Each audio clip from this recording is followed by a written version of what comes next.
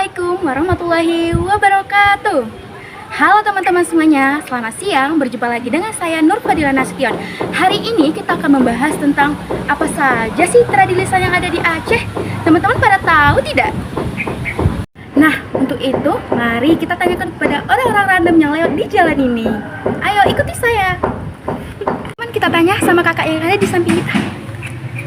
Kak, iya kak, boleh izin bertanya kak? Lagi sibuk tidak? Enggak kak, lagi duduk aja. Kakak izin tanya, kakak tahu tidak apa sih yang dimaksud dengan tradisi lisan?